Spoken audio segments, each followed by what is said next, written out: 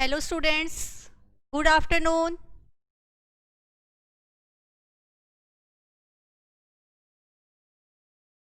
Good afternoon students. कैसे हो आप सब? कैसा रहा ब्रेक आपका? काफ़ी लंबा ब्रेक मिल गया मैथ्स में, तो एंजॉय भी किया होगा इस ब्रेक में। साथ साथ हमारा वेदर भी अच्छा हो गया है, तो मैथ्स पढ़ने में और भी एंजॉय करने वाले हैं हम। पिछली क्लास पे हमने क्या किया था स्टार्ट, जो प्रीवियस क्लास हुई थी हमारी इंडाइसिस के हमने स्टार्ट करने से पहले कुछ बेसिक फॉर्मूले किए थे जो हमारे हर कैलकुलेशंस में, हर सिंपल इक्वेशन को सॉल्व करने में, फैक्टराइजेशन में काम आते हैं। तो ये फॉर्मूले अगर हमारे क्लियर होते हैं तो बहुत कंफर्ट फील करते हैं क्वेश्चन सॉल्व करने में। तो ये फॉर्मूले तो हमेशा हमें अपने माइंड में स्टोर करने ही करने हैं। कंसेप्ट से लर्न करो, माइंड में स्टोर करना है, रट्टाफिकेशन करो, कुछ भी करो, ये आपके हमेशा स्ट्रांग होने चाहिए, टिप्स पे होने चाहिए ये फॉर्मूले। रैंडमली बोला करो, ए स्क्वायर माइनस बी स्क्वायर क्या होता है, ए माइनस बी ए प्लस बी, ए क्यूब माइनस बी क्यूब और ए माइनस बी, ये होल क्यूब में क्या फ़र्क होता है, फॉर्मूले में ये मिक्स हो जाता है। तो ये सब टाइम टू टाइम आप रिवाइज करते रहा करो, तो आपके लिए बहुत अच्छा रहेगा, ठीक है। उसके बाद हमने क्या किया था, अपने इंडाइसिस के फॉर्मूले किए थे। इंडाइसिस में क्या होता है, इंडाइसिस हम क्या बोलते हैं, इंडाइसिस का मतलब क्या है, इंडेक्स, और इंडेक्स का मतलब क्या है, किसी भी बेस की जो पावर होती है उसे हम बोलते हैं इंडेक्स। जो जैसे मैंने लिखा 2⁻3, तो 2 मेरा क्या बन जाएगा, बेस, और 3 मेरा क्या बन जाएगा, इंडेक्स या पावर। इसके बेस पे फॉर्मूलेस थे कि क्या क्या फॉर्मूले हम यूज़ करते हैं अपनी कैलकुलेशन को सिंप्लीफाई करने के लिए। a⁻m का फॉर्मूला आपने किया कि a को मैं m टाइम्स मल्टीप्लाई कर रही हूँ, इट मीन्स हमारी आइडेंटिटी क्या बन गई, a⁻m। अगर बेस सेम है और मल्टीप्लाई में टर्म्स है तो पावर क्या होती है हमारी, ऐड हो जाती हैं। बेस सेम है, टर्म्स डिवाइड में है, तो पावर क्या हो जाएंगी हमारी, सब्ट्रैक्ट हो जाएंगी। दो बेस मल्टीप्लाई हो रहे हैं, सेम पावर है, तो क्या होगा, बेस मल्टीप्लाई हो जाएंगे, पावर हमारी कॉमन आ जाएगी। ये हमने आइडेंटिटी की थी। किसी भी बेस की, किसी भी रियल नंबर की, किसी की भी वेरिएबल की पावर अगर 0 होती है तो वो हमेशा इक्वल टू 1 होता है। लेकिन इस बेस में दो एक्सेप्शंस हैं कि बेस 0 नहीं होना चाहिए और बेस इन्फिनिटी नहीं होना चाहिए। अगर बेस 0 या इन्फिनिटी है तो ये आइडेंटिटी हम नहीं लगा सकते, ठीक है, क्लियर है। अगर दो टर्म्स हमें इक्वल में दी हुई हैं सेम पावर के साथ, तो पावर कैंसिल हो जाएगी, बेस इक्वल हो जाएंगे। अब अगर दो टर्म्स हमें डिफरेंट दी हुई हैं सेम बेस के साथ, तो उनकी पावर इक्वल हो जाएगी। ये सारे कंसेप्ट हमने किए थे, सारे रिकॉल हो गए आपके माइंड में। स्क्वायर क्या होता है, स्क्वायर रूट क्या होता है, क्यूब क्या होता है, क्यूब रूट क्या होता है, क्लियर, रिवाइज किया हुआ है ना सारा। अब हम आते हैं अपने कंसेप्ट पे। कैलकुलेटर ट्रिक भी सारी रिवाइज करवाऊंगी, लेकिन पहले कंसेप्ट्स करते हैं, फिर कैलकुलेटर ट्रिक पे जाएंगे, ठीक है। अब मैंने आपको क्वेश्चन दिए थे, क्वेश्चन नंबर 56 to 85। इसका मुझे फीडबैक चाहिए कि आप लोगों ने कितने कितने सॉल्व किए, क्या प्रॉब्लम आई, ये मुझे चाहिए आपसे। अब इसका मुझे बताओ किस बच्चे को किस किस क्वेश्चन में प्रॉब्लम है। हम डाउट क्वेश्चंस क्लास में करेंगे, फिर आगे चलेंगे। फटाफट से मुझे बता दो कि किस किस क्वेश्चन में प्रॉब्लम आई है, मैं वो क्वेश्चन आपको क्लास में करवाती हूँ। भेजो मुझे क्वेश्चन फास्ट कि किस किस क्वेश्चन में प्रॉब्लम आई है। मैं वेट कर रही हूँ आप लोगों का, बताओ मुझे किस किस क्वेश्चन में प्रॉब्लम आई है।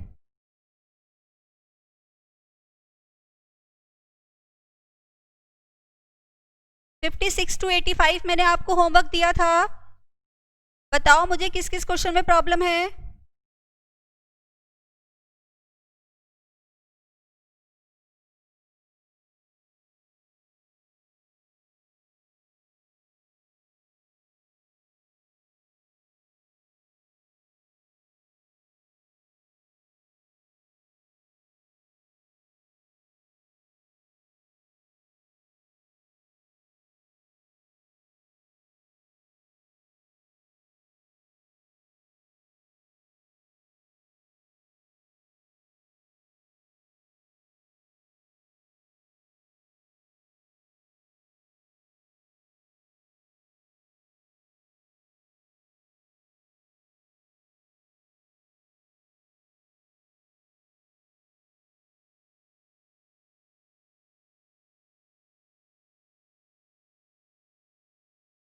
जिन बच्चों के सारे क्वेश्चन सॉल्व हो गए हैं उनके लिए वेरी गुड, और जिनके लिए प्रॉब्लम आई है उनके लिए वेरी वेरी गुड, क्योंकि इसका मतलब उन बच्चों को प्रॉब्लम आई है लेकिन उन्होंने ट्राई किया और पूछा।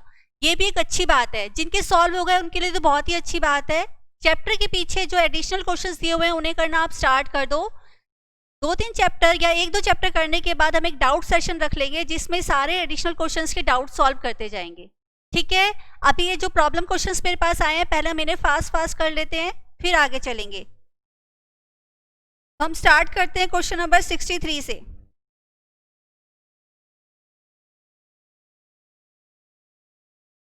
और भी आ रहा है?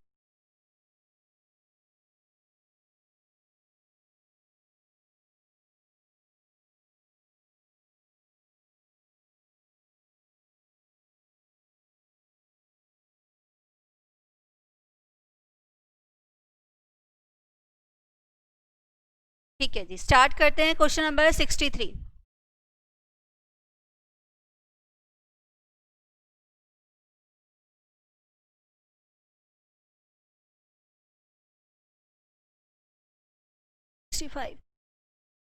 क्वेश्चन नंबर 63 में प्रॉब्लम क्यों आ रही है आप लोगों को? क्योंकि इसका आंसर गलत दिया हुआ है। ठीक है, तो स्टार्ट करते हैं इसको। मुझे ऐसा लग रहा है एक क्वेश्चन का आंसर गलत तो था। 81x4 y raise to power -8 raise to power 1/4, ये हमारा क्वेश्चन है। सबसे पहला रूल क्या लगेगा, हमें जितने भी आंसर दिख रहे हैं उसमें कोई भी पावर नेगेटिव नहीं है। अगर पावर नेगेटिव नहीं है तो मैं इसको पॉजिटिव बनाती हूँ। पॉजिटिव बनाने के लिए क्या रूल था, डिनोमिनेटर में लिखा है तो न्यूमरेटर में लिख दो, न्यूमरेटर में लिखा है तो डिनोमिनेटर में। तो पहले मैं इसको न्यूमरेटर में लिख देती हूँ।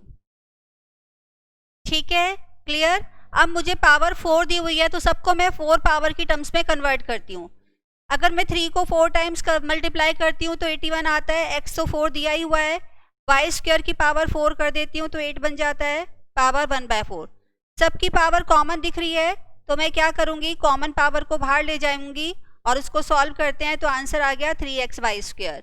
इसका आंसर हमारा दिया हुआ था, 2 आंसर मार्क हैं सी और डी, 9xy² और नॉन ऑफ दीज। तो correct answer is D, none of these. ठीक है, क्लियर, नोट कर लो। नेक्स्ट क्वेश्चन पे चलते हैं। नेक्स्ट क्वेश्चन है हमारा 64।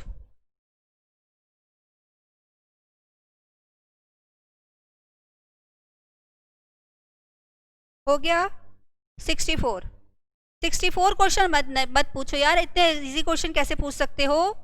ये तो हमारी फर्स्ट सेकंड आइडेंटिटी थी।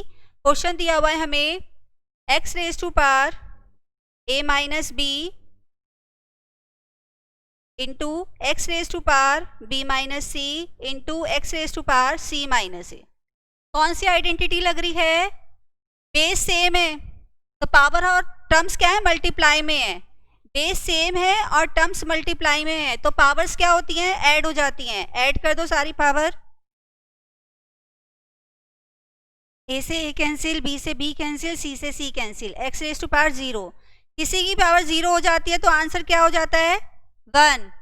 ये अभी हमने आइडेंटिटी की थी, किसी भी वेरिएबल की, किसी भी रियल नंबर की पावर अगर 0 हो जाती है तो वो 1 हो जाता है, लेकिन बेस कभी भी 0 नहीं होना चाहिए और इनफाइनाइट नहीं होना चाहिए।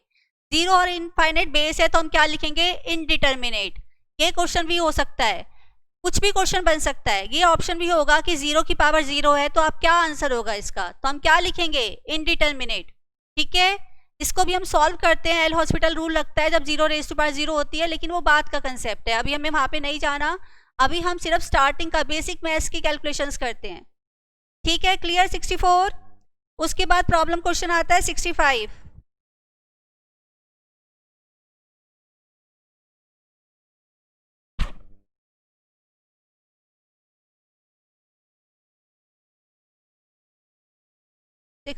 क्वेश्चन क्यों पूछा है भाई? कोई भी टर्म लिखियो, कोई भी टर्म लिखियो, इतनी बड़ी लिखियो, $1 मिलियन, कुछ भी लिखाओ, उसकी पावर अगर 0 है तो वो क्या बन जाएगा, anything raise to power 0 becomes 1 except 0 and infinity. किसी भी चीज की पावर अगर 0 है तो वो 1 बन जाएगा, सिर्फ 0 और इन्फिनिटी बेस में नहीं होना चाहिए। ठीक है, ये क्वेश्चन इतना बड़ा दिया हुआ है, अगर मैं सॉल्व करने में टाइम वेस्ट करती हूँ तो मेरा अपना दिमाग चल रहा है भाई, मैं जबरदस्ती टाइम वेस्ट कर रही हूँ। अगर पावर 0 मुझे दिख गई और बेस में 0 और इन्फिनिटी नहीं लिखा हुआ तो आंसर क्या हो गया, 1। Option C is correct. ठीक है, ओके। Then question 66। 66 क्वेश्चन में प्रिंटिंग एरर है। अब मैंने कुछ बच्चों को लिख के भेजा था कि इसमें प्रिंटिंग एरर है, तो बच्चे पूछ रहे हैं करेक्ट आंसर क्या है। करेक्ट आंसर क्वेश्चन कुछ भी हो सकता है। करेक्ट क्वेश्चन क्या मतलब क्या है कि सारी टर्म्स के पावर मेरी कट हो जानी चाहिए, तो मेरा आंसर 1 आ जाएगा। अब इसमें क्या है, सारी टर्म्स डिफरेंट दी हुई हैं, वो भी 2 नंबर तो प्राइम नंबर है जो सॉल्व ही नहीं कर सकती। तो बहुत सारे तरीके से मैं इस क्वेश्चन को बना सकती हूँ। सारे न्यूमरेटर डिनोमिनेटर वाले मैच कर दूं, या सारे डिनोमिनेटर न्यूमरेटर वाले मैच कर दूं, कुछ भी क्वेश्चन बना सकती हूँ। लेकिन ये क्वेश्चन मेरा रॉन्ग है यहाँ पर। ठीक है, 66 के बाद क्वेश्चन आता है हमारा 68। 68 में हमें दिया हुआ है x1 by P, y by Q, z by R equal है एक्स वाई जेड की वैल्यू हमें 1 दी हुई है, तो p plus Q plus R क्या होगा। ठीक है, इस क्वेश्चन को सॉल्व करते हैं। क्वेश्चन नंबर कौन सा किया हमने, 68। x by P, y by Q equal to z by R, ये हमें दिया हुआ है, और एक्स वाई जेड की वैल्यू हमें दी हुई है 1। ठीक है, तो अब हम क्या करते हैं, इसको k मान लेते हैं। जनरली इस टाइप की रेशियोज में हम k मान लेते हैं। तो x is equal to P R. Question number 66 wrong है। क्वेश्चन नंबर 66 सॉल्व नहीं हो सकता। अजम्पशन लेके तो मैं कुछ भी मान के सॉल्व कर सकती हूँ, लेकिन अजम्पशन मानने से क्वेश्चन बिल्कुल चेंज हो जाएगा, तो फायदा नहीं है। फिर भी इससे मिलता जुलता मैं क्वेश्चन बना के आपको सॉल्व करवा दूंगी अभी। ठीक है, पहले हम सारे डाउट सॉल्व कर लेते हैं, फिर वो काम कर लेंगे। x की वैल्यू क्या आ गई, p के, y की, q के, z की, r के। मुझे दिया हुआ है x y z is equal to 1। x की वैल्यू डालो, z की वैल्यू डालो, ये मुझे दिया हुआ था, ये मैंने निकाल लिया, तो p q r मेरा 1 आ गया। ठीक है, लेकिन हमें क्या निकालना है, p plus Q plus R. अगर मुझे p plus Q plus R निकालना है तो किस लॉजिक से निकालना चाहिए, क्या लॉजिक मुझे यूज करना चाहिए। इससे तो मेरी वैल्यू किसकी आई है, p क्यू आर की आई है, लेकिन निकालना क्या है हमें, p plus Q plus R. तो बताओ कैसे निकाल सकते हैं।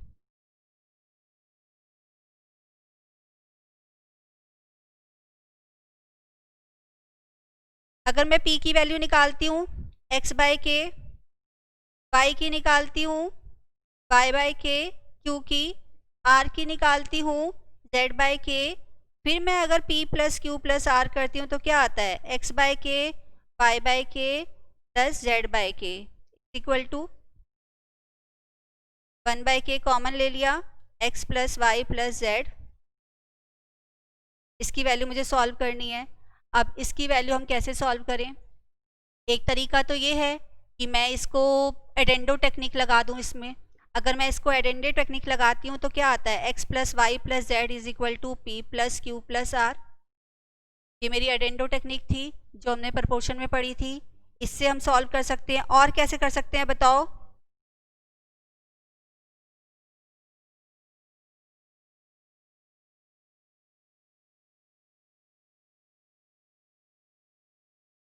और कोई तरीका बताओ कैसे कैसे हम इस क्वेश्चन को सॉल्व कर सकते हैं।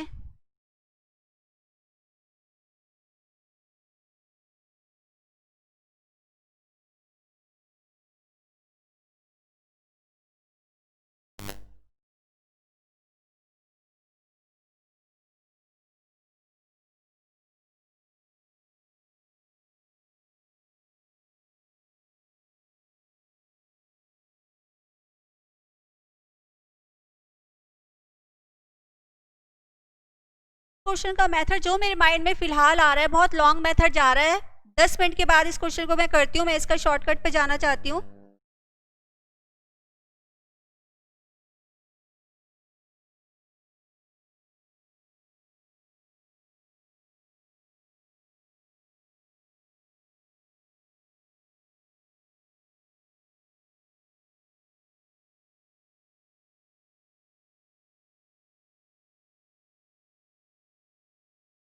ठीक है, इस क्वेश्चन को हम 2-4 मिनट बाद करते हैं। 69 प्रॉब्लम क्वेश्चन में है, नहीं 69 नहीं है। इसके बाद आता है हमारा 73।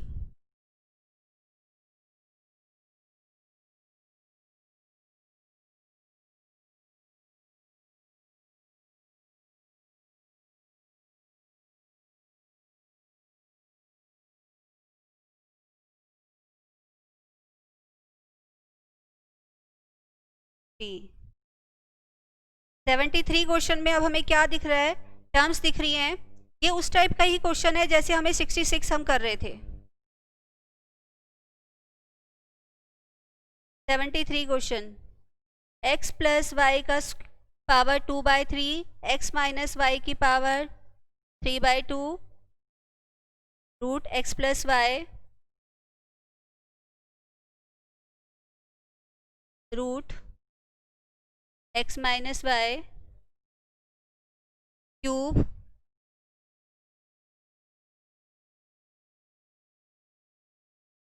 Then whole bracket 6।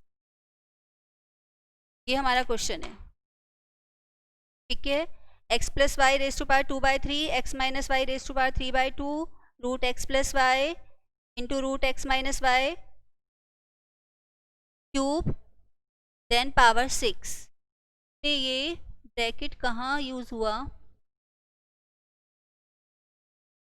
क्यूब हमारा दोनों टर्म्स पे है या एक टर्म्स पे है?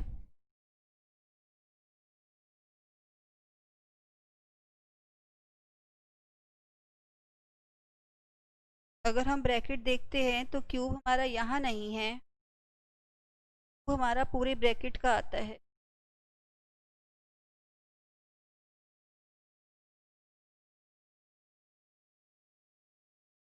और बाहर हमें कर्ली ब्रैकेट की पावर 6। पहले इसको एज इट इज करके देखते हैं, फिर अगर कोई प्रिंटिंग में एरर में लगेगा तो फिर चेक करेंगे। पहले जो क्वेश्चन समझ में आ रहा है वो ये समझ में आ रहा है। अब हम क्या करते हैं, x प्लस वाई हमें दिया हुआ है, ऊपर तो पावर साफ साफ लिखी हुई है, इसकी पावर भी ठीक ठीक लिखी हुई है, लेकिन नीचे रूट दिया हुआ है। रूट की पावर, रूट मतलब स्क्वायर रूट, स्क्वायर रूट की पावर क्या होती है, ये हमने किया था प्रीवियस क्लास में। स्क्वायर होता है तो पावर 2 होती है और स्क्वायर रूट होता है तो 1/2। उसमें हमें यहाँ पे 2 लिखने की जरूरत नहीं होती, अंडरस्टूड होता है। लेकिन क्यूब रूट होता है तो यहाँ हम 3 लिखते हैं, फोर्थ रूट होगा तो यहाँ पे हम 4 लिखेंगे। स्क्वायर रूट में 2 अंडरस्टूड हो जाता है।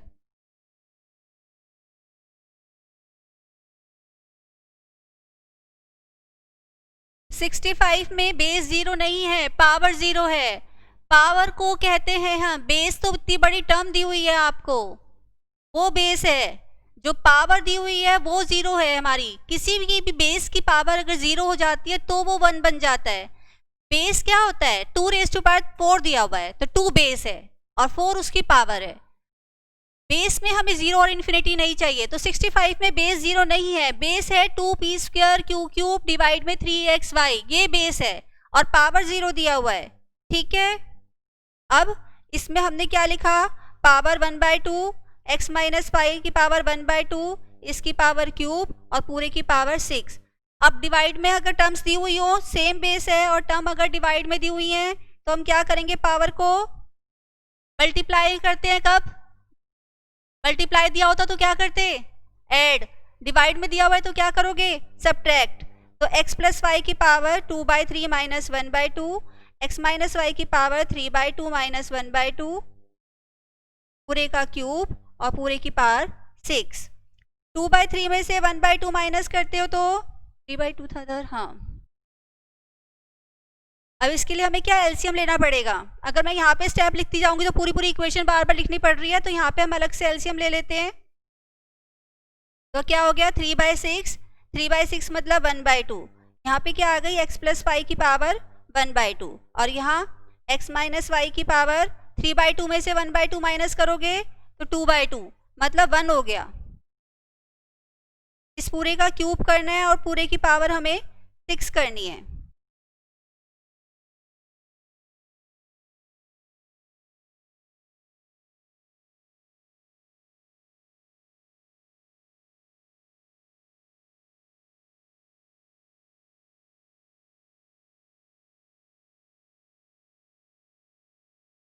सेवेंटी 73 में प्रिंटिंग एरर है। अगर हम सिर्फ रूट के x के ऊपर लगा देंगे तो हम रैशनलाइज करके भी इस क्वेश्चन को सॉल्व नहीं कर पाएंगे। तो आप सॉल्व कैसे करोगे क्वेश्चन को, तो ये प्रिंटिंग एरर है। क्योंकि अगर रैशनलाइज करके भी हम ट्राई करेंगे तो हमें y के ऊपर भी रूट चाहिए होता, वरना वो y स्क्वायर बन जाएगा। और जब y स्क्वायर बन जाएगा तो मेरे बेस ही मैच नहीं करेंगे, तो मैं क्वेश्चन को फर्दर कैसे मूव करूंगी। आप लोग खुद सोचो, कि अगर सिर्फ रूट के ऊपर, ये कई बार हमें एरर क्वेश्चन में भी पेपर में भी देखने को मिल जाता है कि आप अगर सिर्फ x के ऊपर रूट लगाते हो, इतना सा रूट आपने लगाया, तो आप इसको फर्दर कैसे सॉल्व करोगे? एक स्टेप था रैशनलाइज के लिए भी यहाँ पे मुझे प्लस माइनस चाहिए था, तभी तो रैशनलाइज करती। अब रैशनलाइज भी नहीं कर सकते। क्यूब अगर मैं इसका कर भी दूंगी तो रूट एक्स और वाई का क्यूब, आप खुद सोचो कितना बेकार क्यूब आने वाला है और कितने बेकार इक्वेशन में वो कन्वर्ट होने वाला है कि फर्दर सॉल्व नहीं हो पाएगा। तो इसे हमें पूरे पे रूट अज्यूम करना पड़ेगा, अदरवाइज सॉल्व नहीं हो सकता क्वेश्चन। यहाँ पे हमें अपना लॉजिक, अपनी कॉमन सेंस यूज करके क्वेश्चन को ठीक करना पड़ेगा। वैसे इस टाइप के एरर हम एक्सपेक्ट नहीं करते हैं, फिर भी ये अंडरस्टूड है कि इस क्वेश्चन में जब हम पावर रूल लगा रहे हैं, इंडाइसिस से ही इस क्वेश्चन को सॉल्व कर सकते हैं और कोई मेथड इसको सिंप्लीफाई करने का है ही नहीं। पावर रूल लगा के ही आप सॉल्व कर सकते हो कि बेस सेम है, मल्टीप्लाई में टर्म है तो पावर ऐड कर दो, डिवाइड में है तो सब्ट्रैक्ट कर दो, और तो कोई मेथड है ही नहीं सिंप्लीफाई करने का। मैं जितना सिंप्लीफाई करने की कोशिश करूंगी उतनी ये बड़ा एक्सपेंड होता चला जाएगा, क्योंकि कट किसी से कुछ नहीं होने वाला। ठीक है,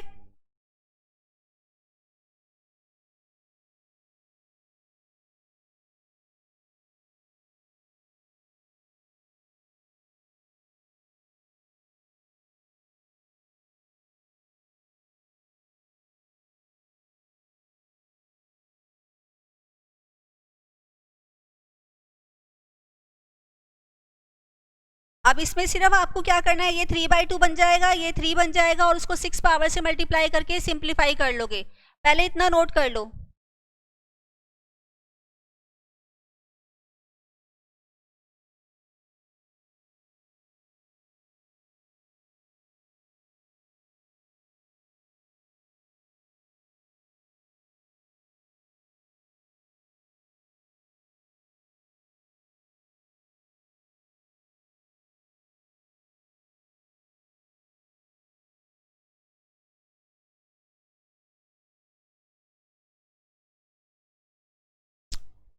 -3 1/6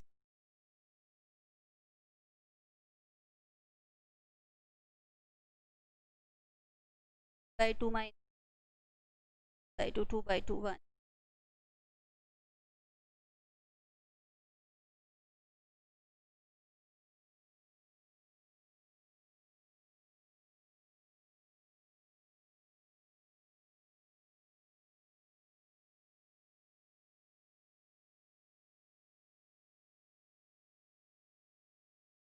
इस क्वेश्चन को मैं फर्दर सॉल्व कर रही हूँ, लेकिन इसमें मुझे अभी भी कुछ एरर लग रहा है, क्योंकि जो हमारा आंसर आ रहा है वो इनसे मैच नहीं कर रहा। हमारा जब हम इसको करते हैं मल्टीप्लाई तो 6 क्यूब बच जाता है, और इसको भी मल्टीप्लाई करेंगे तो स्क्वायर बच जाएगा, जबकि आंसर दिया हुआ है x+y। तो मैं इसको फर्दर सॉल्व करके देखूंगी, फिर आप लोगों को क्लास में करवाऊंगी कि इसमें एरर है क्या। क्वेश्चन ठीक है, लेकिन कुछ प्रिंटिंग इस टाइप से हुई हुई है जो क्लियर नहीं हो रही है। ब्रैकेट्स का भी मुझे पहले प्रॉब्लम लगा था कि क्यूब पूरे का दिया हुआ है या क्या, तो इसको चेक करती हूँ मैं। क्वेश्चन नंबर 73 मैंने मार्क कर लिया है, ये नेक्स्ट क्लास में मैं आपको करवाऊंगी। 73 के बाद प्रॉब्लम है हमारी 75।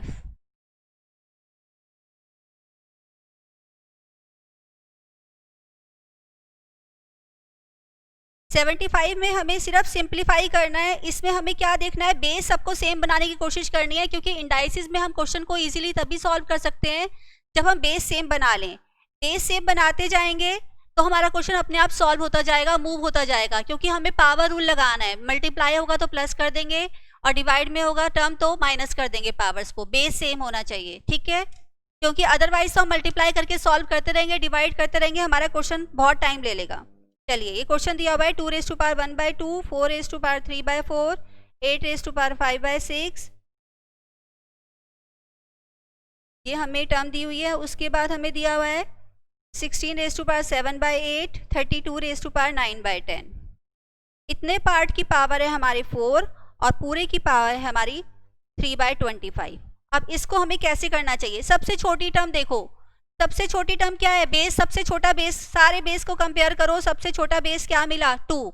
सबको 2 में कन्वर्ट कर लो। ये तो 2 में था ही। 4 को मैं क्या लिख सकती हूँ, 2 का स्क्वायर। 8 को क्या लिख सकते हैं, 2 का क्यूब। 16 को 2⁴, 32 को 2⁵।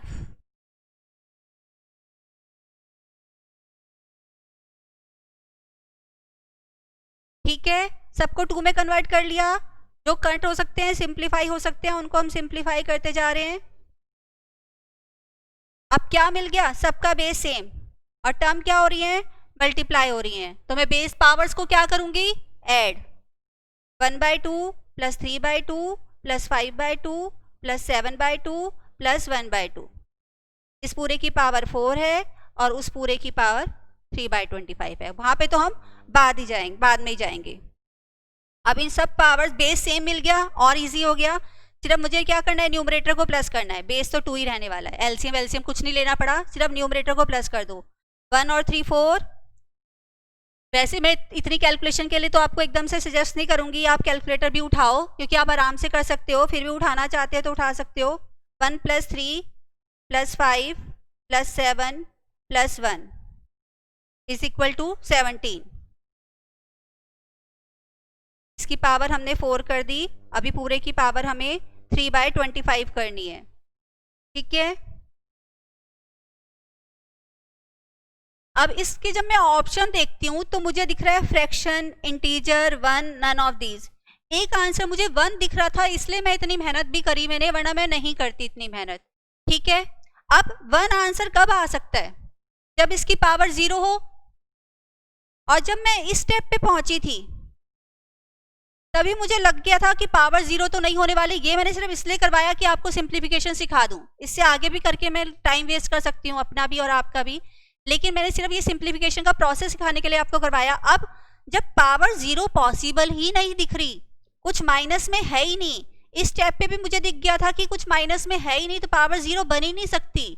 तो इसका आंसर क्या आ गया, ये फ्रैक्शन में है, डिवाइड में कुछ है नहीं, तो दूसरा ऑप्शन क्या था, 1 हो नहीं सकता। इंटीजर ये है, यस, तो ऑप्शन बी। तो इस क्वेश्चन को हमें जस्ट रीड करना था और ऑप्शन बता देनी थी, इस काम की कोई जरूरत नहीं थी, क्योंकि 1 आंसर तभी आता जब 2⁻0 होता। 2⁻0 तभी होता जब मैं कुछ प्लस कर रही होती और कुछ माइनस कर रही होती, तो कुछ माइनस है ही नहीं इस क्वेश्चन में, तो हम टाइम वेस्ट कर क्यों रहे हैं। ठीक है, फिर भी सिंप्लीफिकेशन समझ में आ गई आपको। ठीक है, 75 के बाद नेक्स्ट क्वेश्चन लेते हैं 76। 76 तो इजी क्वेश्चन है।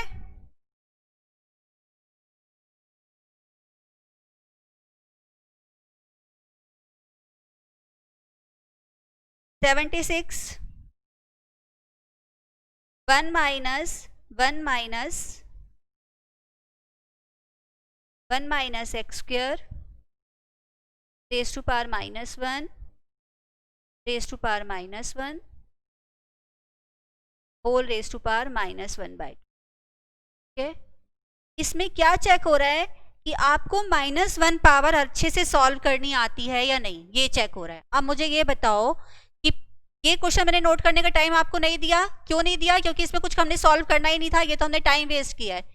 फिर भी आप कैलकुलेशन के लिए अगर कुछ नोट करना चाहो तो बेशक कर लेना, सबसे छोटा बेस लेना है और उसमें सारे क्वेश्चन को कन्वर्ट कर देना है। 76 में मुझे आपसे जानना है कि अगर पावर माइनस में है तो मैं सिंप्लीफाई करने के लिए क्या करती हूँ, या आपको मुझे ये बताओ कि पावर माइनस लेके मुझे सॉल्व करने में प्रॉब्लम आ रही है, पावर -3 दे रखी है, -2 दे रखी है, तो मैं उसे प्लस पावर बनाने के लिए क्या करूंगी, बताओ जल्दी जल्दी।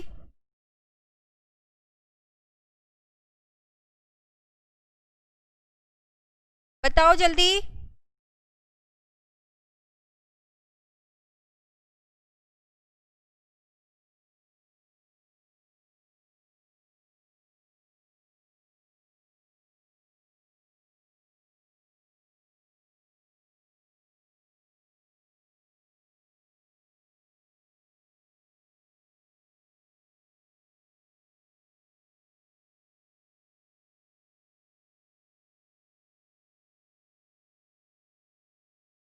क्या कर देते हैं, पावर को माइनस से पॉजिटिव बनाने के लिए प्लस कर देते हैं।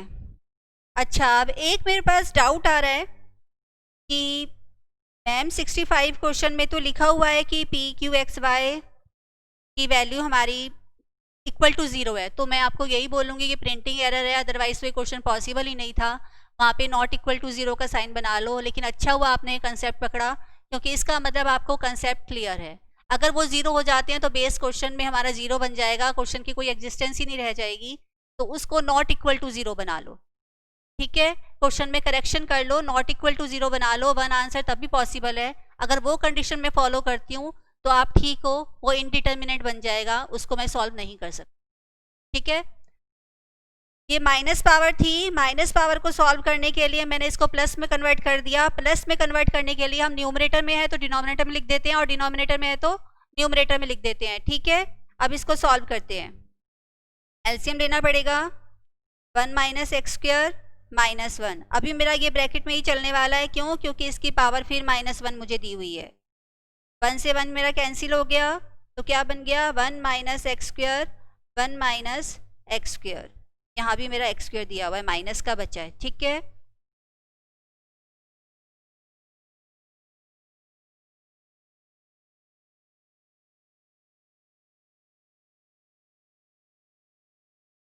अब इसकी पावर हमें -1 दी हुई है और पूरे की पावर हमें दी हुई है -1/। अब इसकी पावर -1 आ गई, -1 को मुझे प्लस बनाना है, तो अब मैं क्या करूंगी? इस पूरी टर्म को क्या कर दूंगी? रेसिप्रोकल कर दूंगी।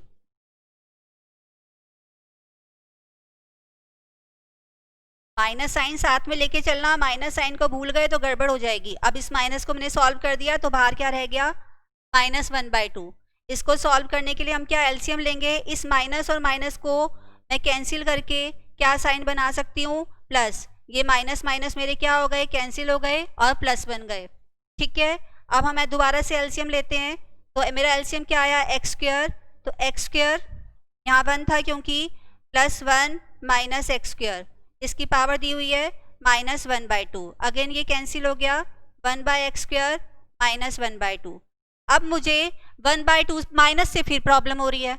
माइनस हटाने के लिए मैं अपने फ्रैक्शन को फिर से क्या कर दूंगी? रिवर्स कर दूंगी। इस 2 से मेरा ये 2 कट गया, आंसर क्या आ गया? x। इसको हम अपने ऑप्शन में ढूंढते हैं, तो ऑप्शन ए।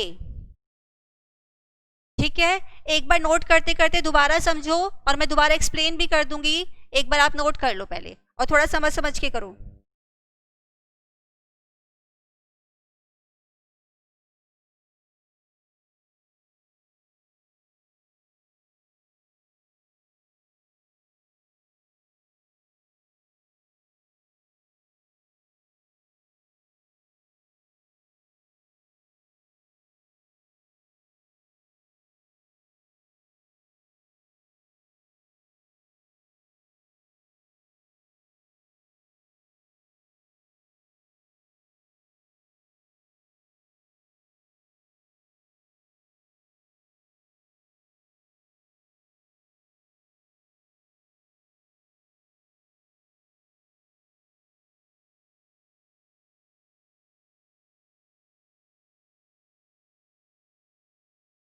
हो गया नोट?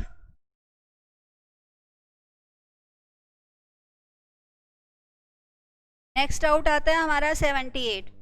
78 क्वेश्चन मैं सॉल्व नहीं करूंगी, लेकिन मैं आपको ये बता रही हूँ कि आपका डाउट आया क्यों। इसको लिखने के बाद खुद आपको पता चल जाएगा कि ये क्वेश्चन आप कर सकते हो। 78 क्वेश्चन को जब आप देखते हो तो 78 क्वेश्चन में एक एरर है कि हमें जो ये ब्रैकेट दिया हुआ है x/l और x/m तो ठीक है, लेकिन जो ये टर्म्स दी हुई हैं 3 टर्म्स, ये हमारी क्या है? बेसिकली पावर है, पावर में लिखी हुई है। अगर पावर में लिखोगे तो आप खुद देखना ये क्वेश्चन आराम से सॉल्व हो जाएगा। ये एरर था इस क्वेश्चन में, इसीलिए आप लोगों को प्रॉब्लम आई।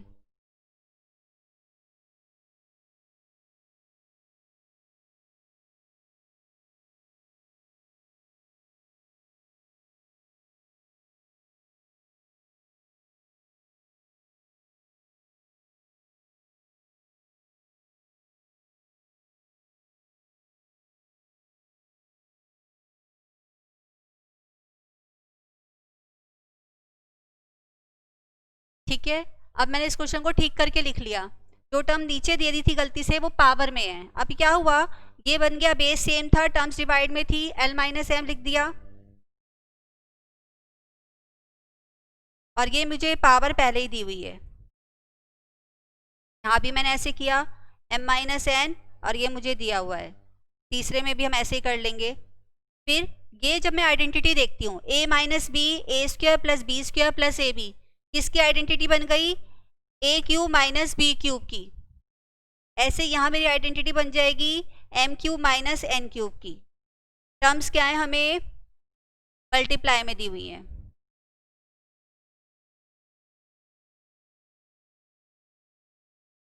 थर्ड मेरा बन जाएगा, कंफ्यूजन ना हो तो एक्स ऐसे बना लो, सारा हमारा मल्टीप्लाई और एक्स मिक्स हो गया है।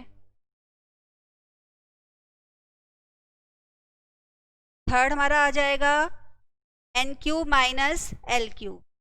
ठीक है, बेस सेम है, टर्म्स मल्टीप्लाई में है, तो अब क्या हो जाएगा, हमारी सारी पावर ऐड हो जाएगी।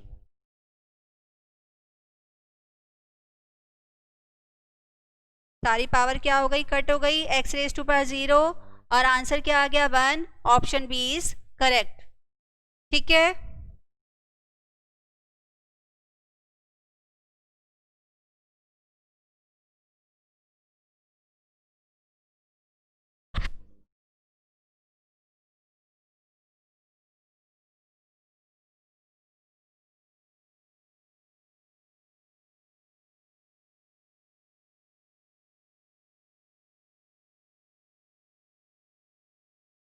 अब एक स्टूडेंट को डाउट है क्वेश्चन नंबर 77 में। अच्छी बात है जिनका डाउट नहीं आया, लेकिन इस क्वेश्चन में भी अगेन थोड़ा सा प्रिंटिंग एरर दिख रहा है। हमें जो टर्म दी हुई है, लिखा वैसे वो सही हुआ है, लेकिन अगर उसको ध्यान से ना देखा जाए तो लगता है कि 1/n अलग से है, लेकिन 1/n अलग से नहीं है। इस पूरे की पावर मुझे n-1/n दी हुई है, और उसकी पावर फिर हमें दी हुई है, इस पूरी टर्म की पावर हमें दी हुई है 1/n+1। इस तरह से इसको खुद सॉल्व करने की कोशिश करना। अगर फिर भी प्रॉब्लम आएगी तो फिर हम इसको करेंगे, अदरवाइज नहीं आने वाली। पहले इन दोनों बेस को पावर्स को मल्टीप्लाई कर लो, उन दोनों पावर्स को मल्टीप्लाई करने के साथ इसके साथ सॉल्व करोगे तो आंसर आपका अपने आप ही आ जाएगा।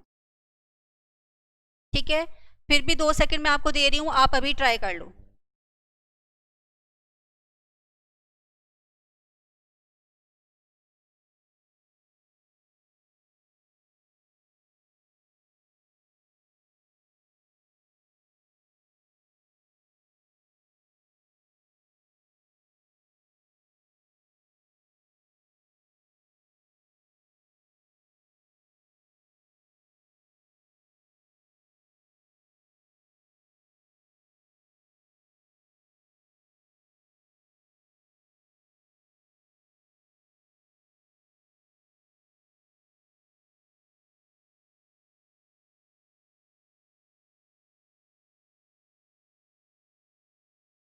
ठीक है,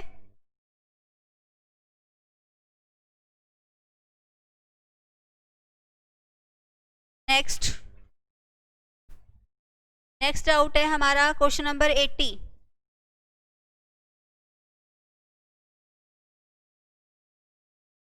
क्वेश्चन नंबर 80 मैं भी एक आपको इसके लिए साइक्लिकल ट्रिक बताने वाली हूँ कि इसका आंसर कैसे आया। क्वेश्चन नंबर 80 को सिर्फ 5 मिनट्स के लिए होल्ड पे रख लो, मैं इसके लिए ट्रिक बताने वाली हूँ आपको कि विद इन अ सेकेंड आप इसका आंसर कैसे करोगे।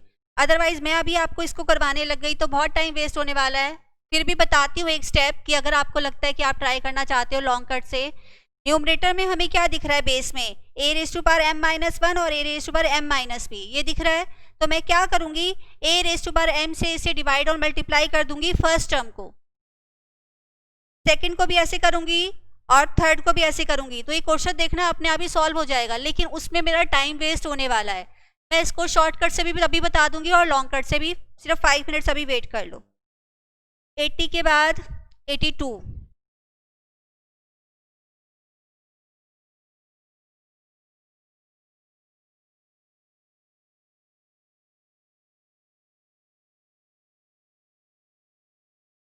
जब हम 82 क्वेश्चन की बात करते हैं, जब भी पावर ऐसे आ जाए 1/3 1/3, जैसे क्वेश्चन नंबर 82 पहले लिखते हैं, फिर इसकी बात करेंगे। क्वेश्चन नंबर 82 में हमें x दिया हुआ है 3⁻1/3 प्लस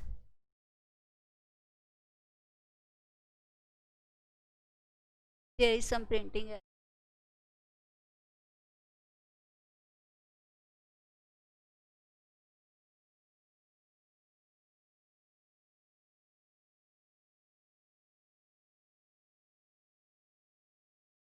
इस क्वेश्चन में कोई प्रिंटिंग एरर है जो मैं अज्यूम कर पा रही हूँ अपने तरीके से। तो हमारी पावर जनरली एक प्लस चलती है और एक माइनस चलती है।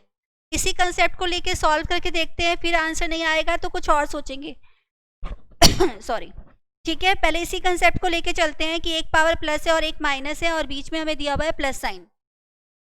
जब मैं अपने ऑप्शंस को देखती हूँ, मुझे निकालना क्या है, 3x क्यूब माइनस 9x की वैल्यू। जनरली ये क्वेश्चन क्या है, क्यूब से ही शुरू होता है, पावर जो दी हुई होगी उसी से शुरू होगा, और फोर्थ पावर का सिंप्लीफिकेशन का डायरेक्ट फॉर्मूला हमारे पास कोई नहीं है, a4 माइनस b4 का एक फॉर्मूला है, तो स्क्वायर या क्यूब ही दिया होता है, स्क्वायर रूट दिया होगा या cube root.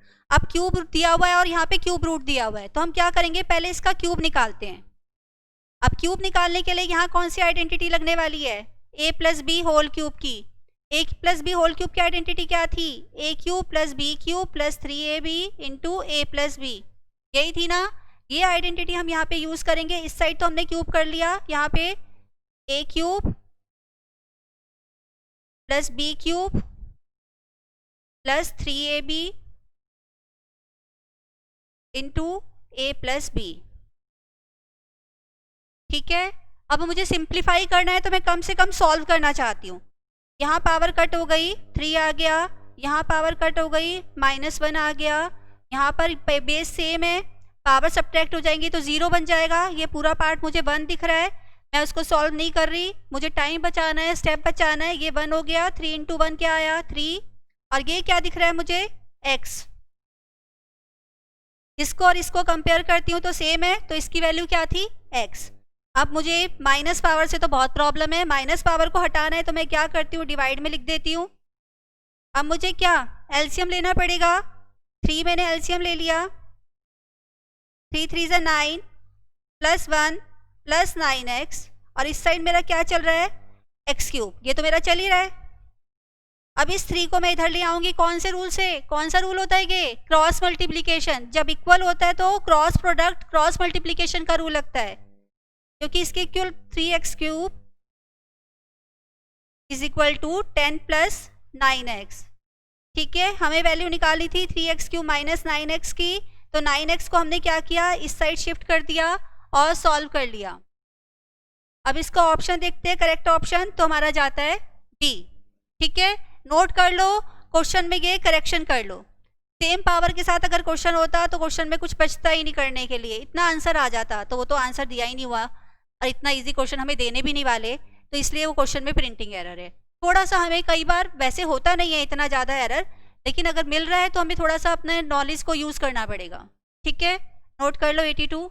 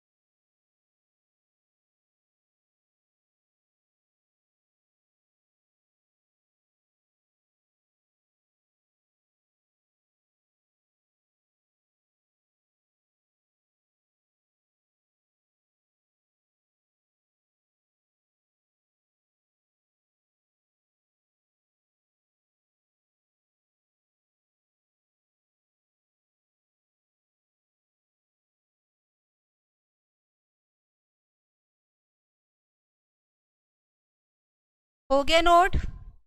Last doubt question कर रहे हैं हम, क्वेश्चन नंबर 85। फिर हमें साइक्लिकल ट्रिक्स करनी है और वापस अपने कैलकुलेटर पे भी जाना है।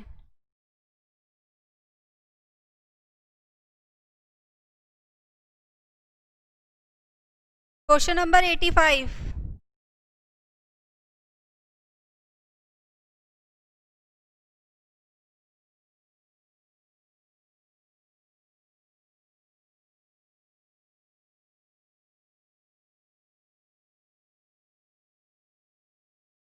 एटी 85 क्वेश्चन हमारा इंपॉर्टेंट क्वेश्चन है, आईसीआई के एग्जाम में बहुत बार आया हुआ है, तो इसको मार्क कर लो और इसको ध्यान से देख भी लो। इतना मुश्किल नहीं है, बस छोटी सी हमें ट्रिक यूज करनी है सिंप्लीफाई करने के लिए। ठीक है, पहले हम क्वेश्चन लिख लेते हैं। क्वेश्चन दिया हुआ है हमें 2x is equal to 3y is equal to 6 - z। हमें फाइंड करना है 1/x plus 1/y plus 1/z का आंसर क्या होगा, ये हमें फाइंड आउट करना है। जब भी ऐसे हमारी कंटिन्यूएशन में रेशो चलती हैं तो हम उसको इक्वल टू के लेट कर लेते हैं, ठीक है। अब मैं क्या करूँगी, 2x को k के इक्वल रखती हूँ, तो 2 की वैल्यू क्या आ जाएगी, k raise to power 1/x। ये कैसे आई, ठीक है। यहाँ पर क्वेश्चन उठता है ये कैसे आई मैम, तो हम क्या करते हैं, मुझे 2 की पावर कुछ भी नहीं चाहिए, 2 को मैं इंडिपेंडेंटली चाहती हूँ, तो ये पावर x हटाने का एक ही तरीका है, यहाँ पावर 1/x डाल दूँ। अगर इस साइड मैंने पावर 1/x डाली है तो इस साइड भी मुझे पावर 1/x डालनी पड़ेगी। इस x से x कैंसिल हो गया, तो 2 raise two equal to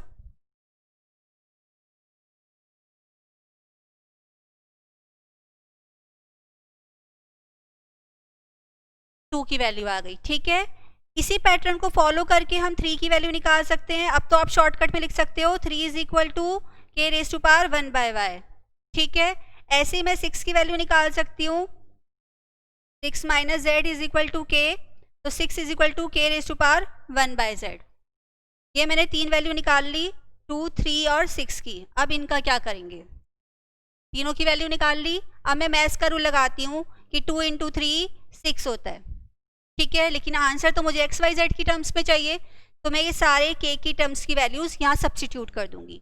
k raise to power 1/x into k raise to power 1/y is equal to k raise to power -1/z, ठीक है। बेस सेम है, टर्म मल्टीप्लाई हो गई।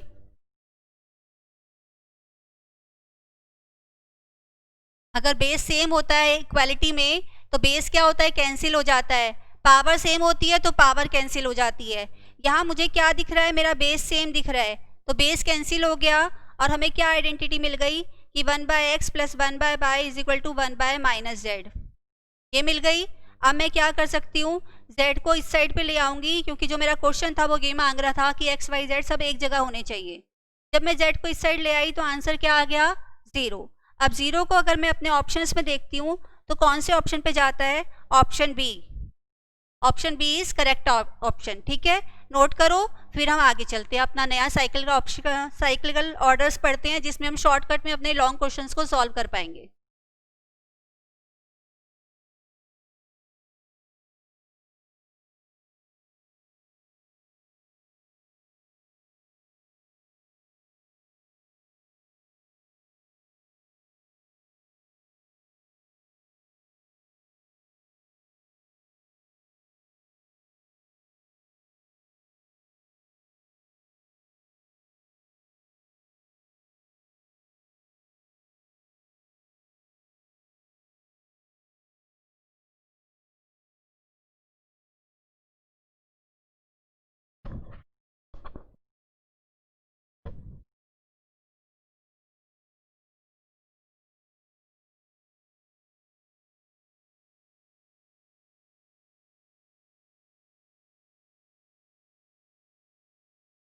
नोट हो गया।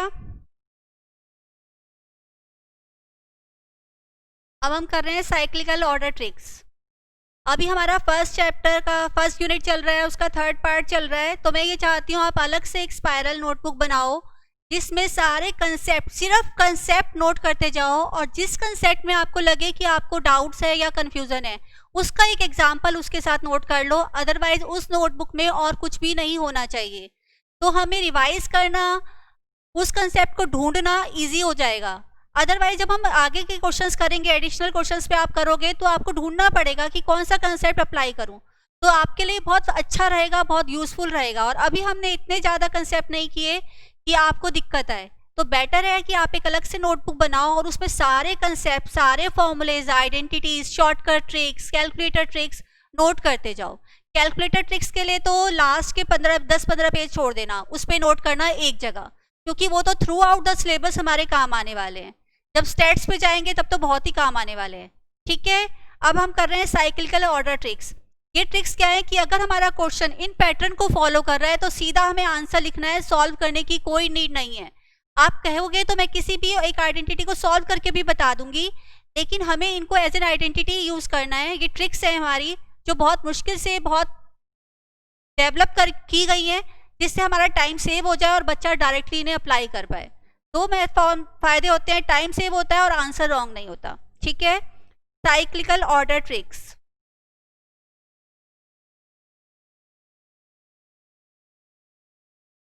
इन ट्रिक्स को आप मेरे साथ साथ नोट कर सकते हो।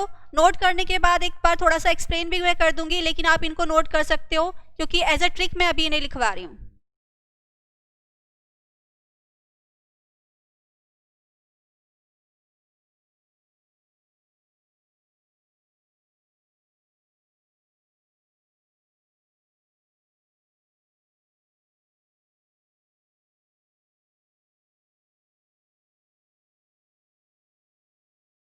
सेकेंड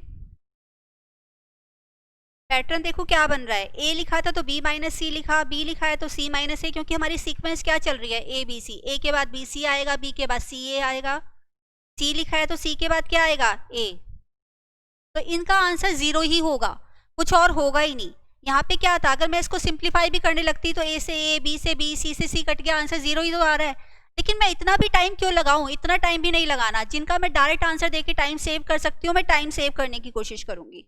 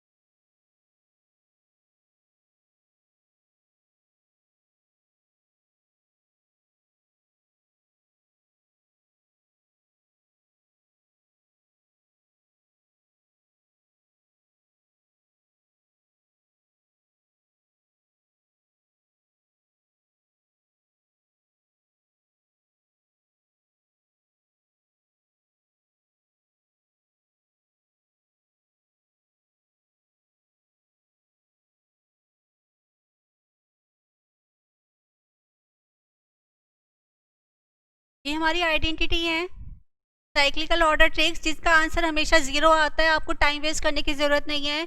फर्स्ट में हमारा बिल्कुल टाइम वेस्ट नहीं हो रहा, थर्ड में बिल्कुल टाइम वेस्ट नहीं हो रहा, फोर्थ में ये मैं बिना आइडेंटिटी के भी कर सकती थी क्योंकि टर्म्स कट हो रही हैं। लेकिन बाकी जो है वो एक पैटर्न को फॉलो कर रहे हैं, और उन पैटर्न को अगर मैं इनको मल्टीप्लाई करने लग जाऊंगी तो हर एक में हमारी कितनी 6 टर्म आ जाएंगी, 18 टर्म्स आ जाएंगी। और एक भी मैंने प्लस माइनस का साइन गड़बड़ कर दिया, कंसंट्रेशन लैग हुआ, तो मेरा आंसर मैं गलत निकाल दूंगी। ठीक है, तो मुझे ध्यान से करना होता है। तो इनको आप एज अ ट्रिक फॉलो करके सीधा आंसर जीरो पे टिक कर सकते हो। अब एक और क्वेश्चन, एक क्वेश्चन मैंने अभी आपको छुड़वाया भी था, आई थिंक क्वेश्चन नंबर 80, वो इसी ट्रिक पे बेस्ड है। अगर मेरा क्वेश्चन मुझे दिया हुआ है इस फॉर्म में, 1/1 plus a x minus y plus a x minus z plus 1/1 plus y minus z plus a y minus x plus 1 plus a z minus x plus a z minus y. इसका answer हमेशा 1 आता है। अब यहाँ पे मैं थोड़ा सा आपको आंसर बताना चाहती हूँ कि 1 आता कैसे है। अभी हमने कौन सा क्वेश्चन था जो मैंने बोला था,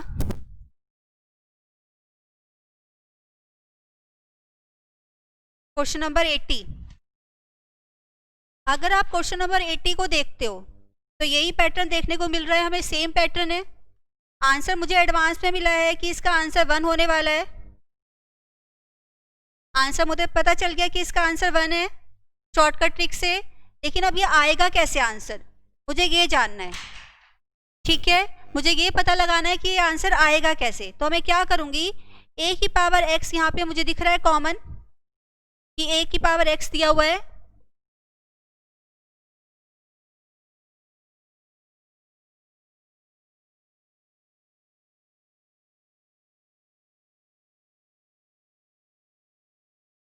तो मैं क्या करूंगी, ए की पावर माइनस एक्स से इसको डिवाइड, और ए की पावर माइनस एक्स से न्यूमरेटर को भी और डिनोमिनेटर को भी।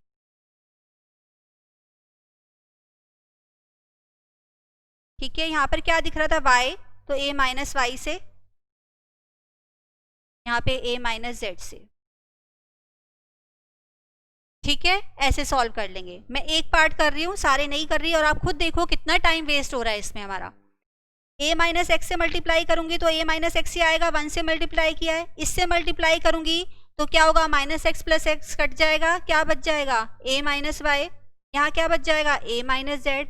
ऐसे जब इसको करूंगी तो यहाँ पे a minus Y, a minus Z, a minus X बचेगा, यहाँ पे करूँगी a माइनस जेड, ऐसे ही मेरी टर्म्स बचती जाएंगी। सेम एलसीएम आ गया। सेम एलसीएम आने के बाद हम क्या करेंगे, न्यूमरेटर भी मेरी सेम वैल्यू है, डिनोमिनेटर भी मेरी सेम वैल्यू है, और आंसर क्या आ गया मेरा 1, क्योंकि ये पूरा टर्म कैंसिल आउट हो गया। लेकिन मैंने टाइम बहुत ज़्यादा वेस्ट कर दिया, और हो सकता है मैं कोई कैलकुलेशन एरर भी कर देती, तो इसको बचाने के लिए हमें एज अ ट्रिक इसको यूज़ करना है। ठीक है, अब आप सारी 7 की 7 ट्रिक्स नोट कर लो, जिनकी जो भी ट्रिक्स रहती है, फिर आगे चलते हैं।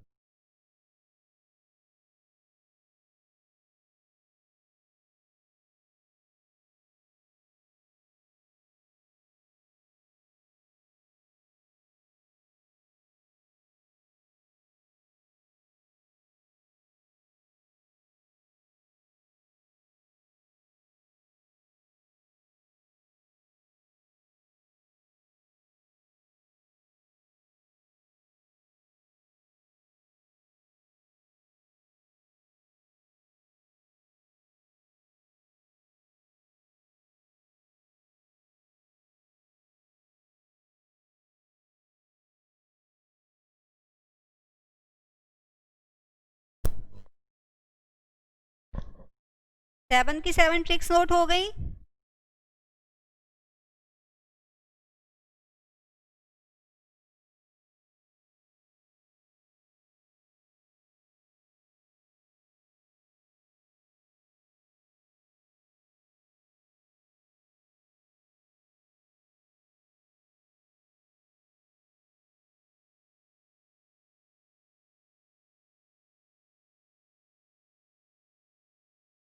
चलिए, अब तो नोट हो गई होंगी, क्योंकि मैंने पहले भी बोल दिया था साथ के साथ नोट कर लेना। अब हम एक कैलकुलेटर ट्रिक्स अपनी रिपीट करते हैं जो हमने प्रीवियस क्लास में सीखी थी।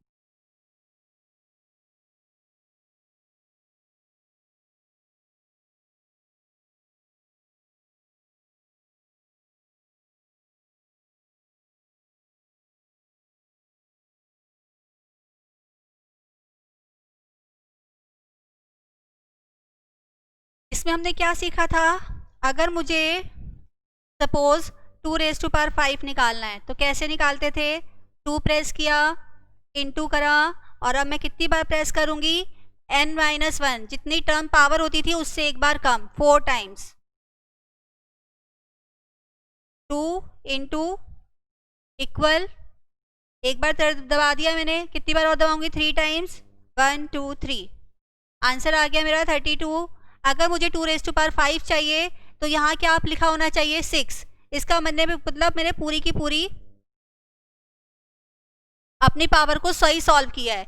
ये नंबर हमेशा एक ज़्यादा आता है क्योंकि बीच में हम एक मल्टीप्लाई का की प्रेस करते हैं। ठीक है, 2 रेज़ टू पावर 5 निकालना याद आ गया। अब इसी क्वेश्चन में अगर मुझे 2 रेज़ टू पावर -5 निकालना हो तब क्या करते थे, एक बार माइंड में सोचो, फिर मैं करा रही हूँ। क्या करते थे, 2 करा, माइनस का पावर मतलब क्या है, न्यूमरेटर डिनोमिनेटर बन गया, डिवाइड का बटन प्रेस कर दिया, इक्वल का बटन प्रेस किया। कितनी बार करूंगी, जितनी बार पावर होती है उतनी बार ही करना होता है, इसमें हमें 5 टाइम्स ही करना है। तो एक बार मैं कर चुकी हूँ, कितनी बार और करूँ, जल्दी जल्दी बताओ।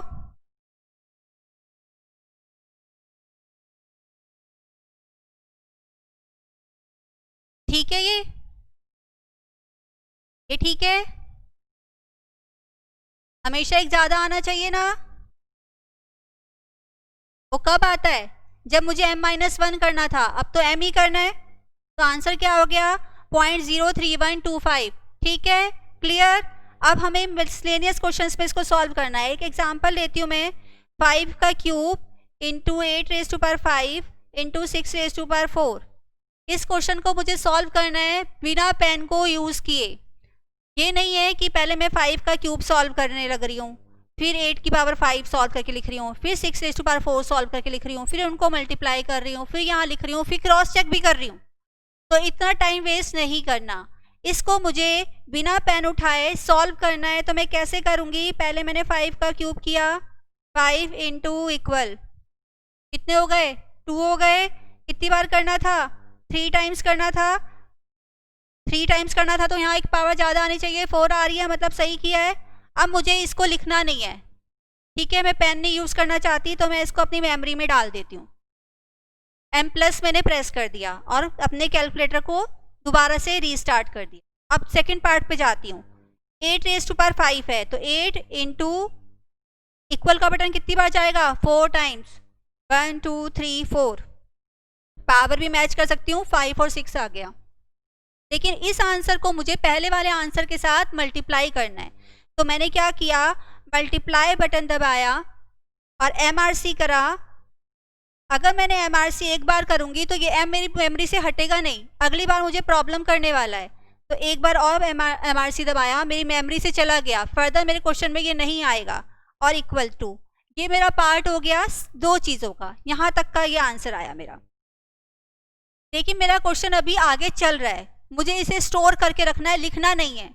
तो मैंने दोबारा इसको मेमोरी में डाल दिया। अब मेमोरी में ये है, पहले वाले मेमोरी को मैं उड़ा चुकी हूँ, उस मेमोरी को उड़ाने के लिए मुझे MRC को 2 बार प्रेस करना पड़ेगा, ये याद रखना। एक बार प्रेस करके भी क्वेश्चन सॉल्व हो जाएगा, लेकिन वो मेमोरी मेरे और किसी क्वेश्चन में अगर बीच में आ गई तो उसके आंसर को गलत कर देगी। तो MRC हमेशा 2 बार प्रेस करते हैं, एक बार मैं यूज कर रही हूँ और एक बार उसे अपनी मेमोरी से डिलीट कर रही हूँ। ठीक है, अब मैं इसके थर्ड पार्ट पे जाती हूँ, 6 रेज़ टू पावर 4। अब मैंने मेमोरी में डाल दिया है, कैलकुलेटर ऑन के मोड पे ले आई। 6 इंटू इक्वल कितनी बार प्रेस करना है मुझे? इक्वल को 3 टाइम्स, एक बार मैंने कर दिया। यहाँ मुझे दिख भी रहा है कि 4 होना चाहिए था तो 5 आ रहा है। अब इसको मैं क्या करूँगी, इसको मल्टीप्लाई करना है मुझे पहले वाले आंसर के साथ, मल्टीप्लाई का बटन प्रेस कर दिया। मेमोरी में से वैल्यू निकालनी है, किसके साथ मल्टीप्लाई करना है। एक बार करूँगी तो ये मेमोरी में पड़ा रहेगा, मुझे हटाना है इसे मेमोरी से। मल्टीप्लाई करके क्या आंसर आया वो मुझे चाहिए, तो वो आंसर आ गया मेरा 5308416000। ठीक है, याद आ गई कैलकुलेटर ट्रिक, समझ में आ गई, क्लियर? ठीक है, अब यहाँ पर हमारा खत्म होता है हमारा इंडाइसिस का टॉपिक। आज हम स्टार्ट करने वाले हैं अपना इसका 4th सेक्शन, लॉगरिथम। लॉगरिथम में दो चीजें हैं। फर्स्ट चीज तो हम ये यूज करते हैं कि हमें कैलकुलेटर यूज ही ना करना पड़े, इस तरह से क्वेश्चन सॉल्व करें, जो हमारा सबसे बड़ा वो रहेगा मेन पॉइंट, कि हमें कैलकुलेशन करनी ही ना पड़े। मैं इंडाइसिस यूज करूं, इंडाइसिस से हम आराम से उसको कन्वर्ट कर लेते हैं, कुछ भी यूज करूं कि मुझे कैलकुलेशन ही ना करना पड़े लॉग की, क्योंकि टेबल तो है नहीं कि मैं वैल्यू देख लूंगी। अगर मुझे लॉग निकालना भी पड़ता है तो मैं उसे कैलकुलेटर पे निकालना सीखूं। ठीक है, तो लॉग कैलकुलेटर पे कैसे निकालते हैं ये तो हम डालेंगे नेक्स्ट क्लास पे, लेकिन आज लॉग को बिना कैलकुलेटर के कैसे सॉल्व करते हैं, लॉग होता क्या है, ये हम शुरू करते हैं। फास्ट से आप ये कैलकुलेटर ट्रिक एक बार दोबारा कर लो अपने कैलकुलेटर में और मुझे बताओ आपका आराम से सॉल्व हो रहा है या नहीं हो रहा, आंसर सही आ रहा है या नहीं आ रहा। इतने थोड़ा ब्रेक भी हो जाएगा, रेस्ट भी हो जाएगा और हम लॉगरिथम पे चलेंगे। ठीक है, एक बार कैलकुलेटर ट्रिक दोबारा से प्रैक्टिस करो, फास्ट फास्ट।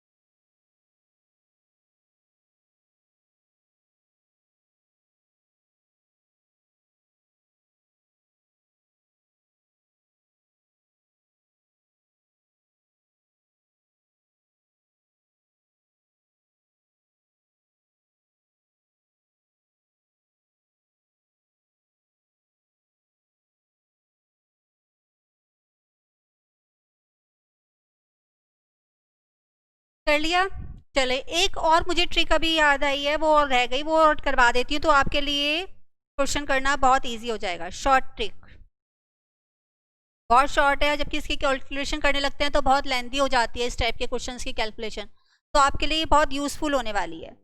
अब अगर मैं कहती हूँ कि आपको क्वेश्चन दिया हुआ है, if x is equal to 20 plus ये चलता जा रहा है, इस क्वेश्चन को आपके एग्जाम में दिया गया और इसका आंसर मांगा गया है, या फिर ये फर्स्ट पार्ट है, ये क्वेश्चन हमें ऐसे दिया हो,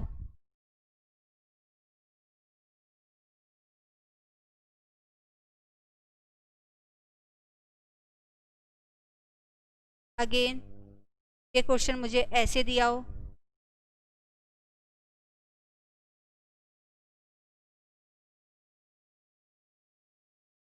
कैसे भी दिया हो सकता है, और टर्म इनफाइनाइट तक है। इतने सारे तो रूट बना दिए, इतना सारा टर्म्स डाल दिए, उसके बाद भी अभी इनफाइनाइट तक है। अगर मैं सॉल्व करने लगूंगी तो 5 मिनट तो वेस्ट कर ही दूंगी कम से कम, वो भी मैं बहुत फास्ट फास्ट करती जाऊंगी, तब भी मेरे 5 मिनट वेस्ट होने वाले हैं। तब इन क्वेश्चंस में हम ट्रिक कैसे यूज़ करते हैं, ये बहुत यूज़फुल ट्रिक्स हैं, इनको तो ज़रूर स्टार बना लेना, बॉक्स में रख लेना, और ये बहुत काम आने वाली हैं। जो पहले हमने साइक्लिकल ऑर्डर ट्रिक सीखी वो भी बहुत काम आने वाली है, उन पे बेस्ड एक क्वेश्चन ज़रूर होता है हमारे पेपर में, और इस टाइप का क्वेश्चन भी मैंने जनरली अपने पेपर में, आप हर पेपर में नहीं तो हर दूसरे पेपर में इस टाइप का क्वेश्चन ज़रूर देखा है। तो आप इन ट्रिक्स को ज़रूर नोट कर लेना, और मैं बार बार बोल रही हूँ कि एक अलग से बुक बना लो जिसमें ये सारी ट्रिक्स, सारी आइडेंटिटी, सारे फॉर्मूलेज नोट करते जाओ चैप्टर के नाम के हिसाब से, जिससे आप जब मिसलेनियस क्वेश्चन करने लगते हो या कहीं से रैंडमली कोई क्वेश्चन उठा के करते हो तो आप एकदम से नोटिस में डाल पाओ कि यहाँ पे मैं मुझे कौन सा कंसेप्ट लगाना चाहिए, और अपने लेवल पे खुद हर क्वेश्चन का आंसर निकाल पाओ। ठीक है, अब इसमें ट्रिक कैसे यूज करते हैं। If sign is positive between the terms, अगर पॉजिटिव साइन आ रहा है टर्म्स के बीच में, तब हमारा आंसर क्या होगा। Then largest factor is positive, smallest factor is negative. ठीक है, अब मैं 20 के फैक्टर ढूंढती हूँ। सपोज मैं इस क्वेश्चन को सॉल्व कर रही हूँ, मैंने 20 के फैक्टर बनाए तो क्या बने, 5 और 4। ठीक है, 5 बड़ा है ऑब्वियस सी बात है, 4 छोटा है, तो मेरा आंसर क्या होगा, 5 और -4, ये मेरा आंसर होगा। तो जो मुझे ऑप्शन में दिया होगा उसको मैं डायरेक्टली टिक कर दूंगी। 5 या -4 अगर मुझे ऑप्शन में दिख रहा है तो उसको टिक कर दूंगी। जनरली ये एक ही ऑप्शन देते हैं इनमें से, बाकी सब तो 0, 1, 2, नन ऑफ दीज, इनफाइनाइट, ऐसे आंसर दे देते हैं। तो हमें इन दोनों में से एक आंसर दिया होगा 5 या -4, उसको टिक करना होगा। तो मैं आराम से बिना कुछ किए मैंने टिक कर दिया। अब सेकेंड पार्ट पे जाते हैं। If sign is negative between the terms,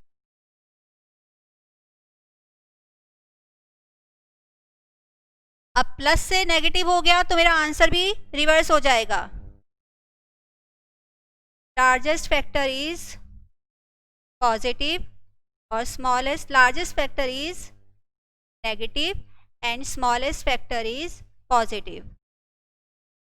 बहुत केयरफुली स्टडी करके ट्रिक्स बनाए जाते हैं, ऐसे ही ट्रिक्स नहीं बन जाते, लेकिन वो आपके लिए बहुत यूज़फुल हो सकते हैं, इसलिए आपको बोला जाता है कि आप इन्हें यूज़ करो। इसका मतलब ये नहीं है कि आप कैलकुलेशन मत करो या कैलकुलेशन मत सीखो, वो भी सीखनी चाहिए, लेकिन हमें टाइम सेव करना भी सीखना है, तो इसके लिए ट्रिक यूज़ करना बहुत ज़रूरी हो जाता है हमारे लिए।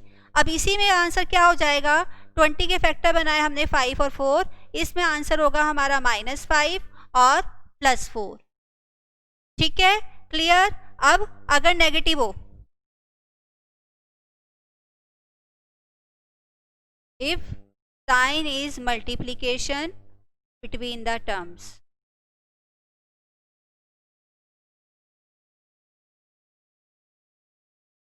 तो आंसर विल बी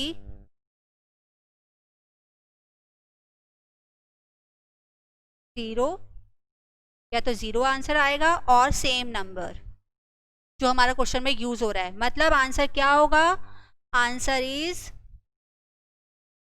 0 और 20 इन गिवन केस। इस क्वेश्चन में आंसर या तो 0 होगा या 20 होगा। अब ये क्वेश्चन आना चाहिए था मेरे पास कि मैम अगर डिवाइड दिया हो तो, आपने प्लस बता दिया, माइनस बता दिया, मल्टीप्लिकेशन बता दिया, अब अगर डिवाइड दिया होगा तो क्या होगा। तो अब हम डी केस लेते हैं।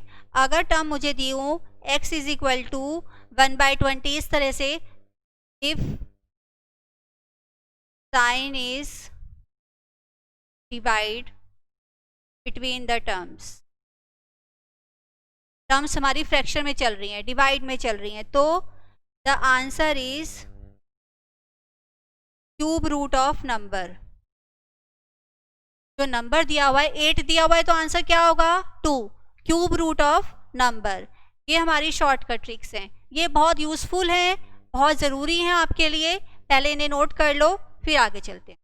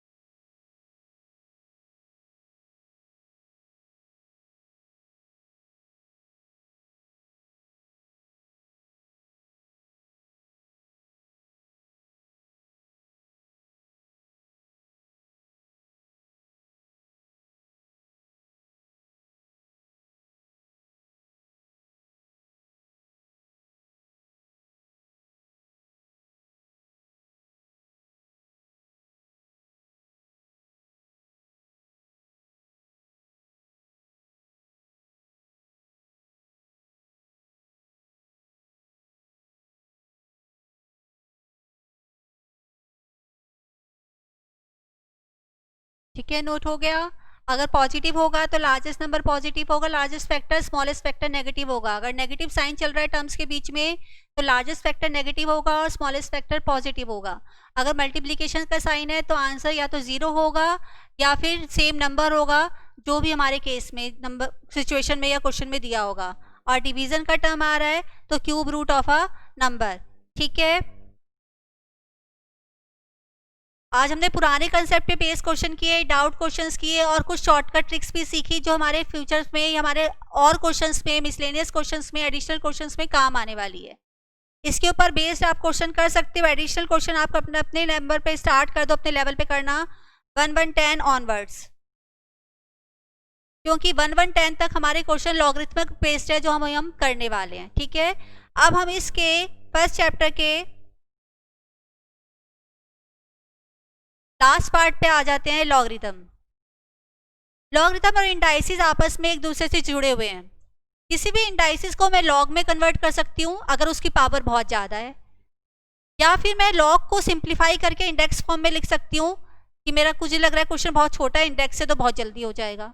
तो दोनों एक तरह से रिलेटेड है। लॉग को इजीली इंडाइसिस में कन्वर्ट कर सकते हैं और इंडाइसिस को इजीली लॉग में कन्वर्ट कर सकते हैं अपनी रिक्वायरमेंट के हिसाब से। अल्टीमेटली हमें क्या करना है, अपने क्वेश्चन को छोटा करना है, कैलकुलेशन को छोटा करना है और आंसर जल्दी निकालना है, चाहे जैसे मर्जी निकालें। मैथ्स के रूल अप्लाई होने चाहिए, लेकिन फिर भी हम ट्रिक्स यूज़ करके इस मेथड से नहीं तो इस मेथड से चले जाते हैं, लेकिन आंसर हमारा सेम आना चाहिए, कोई फर्क नहीं पड़ना चाहिए। इस तरह से हमें रूल्स को मैनिपुलेट करना होता है। ठीक है, अब लॉग सीखने के लिए एक लाइन में लॉग की डेफिनेशन आती है जो पूरे लॉग को एक्सप्लेन कर देती है। अगर हमें वो लाइन समझ में आ गई, इसका मतलब लॉग समझ में आ गया। log of any number on given base is equal to its power। अब आपको लगेगा कि मैम थ्योरी कैसे करवाने लग गए।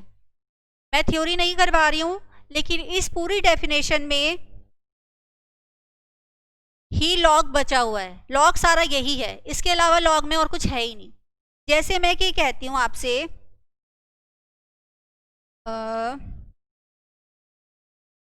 एक क्वेश्चन लेते हैं हम, ax is equal to m।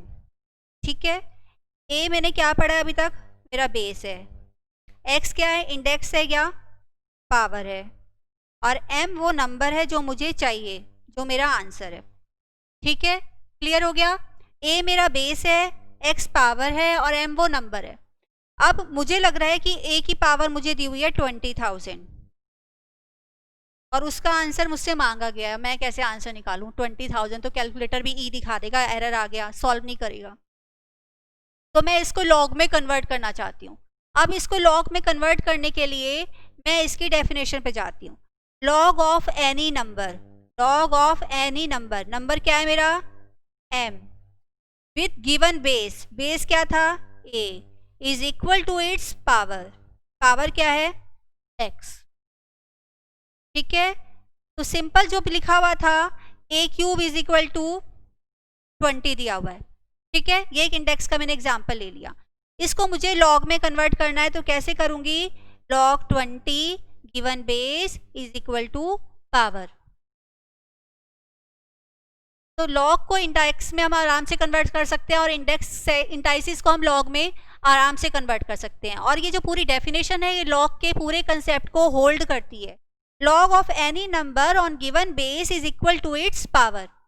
ठीक है, अब इसके बेस पे कुछ प्रॉपर्टीज होती हैं। प्रॉपर्टीज हमें हर टॉपिक की करनी ही पड़ती हैं, क्योंकि एक तो वो हमारी कंसेप्ट को और क्लियर कर देती हैं, दूसरा मेरी सिंप्लीफिकेशन को बहुत इजी कर देती हैं। तो प्रॉपर्टीज करते हैं हम लॉग की।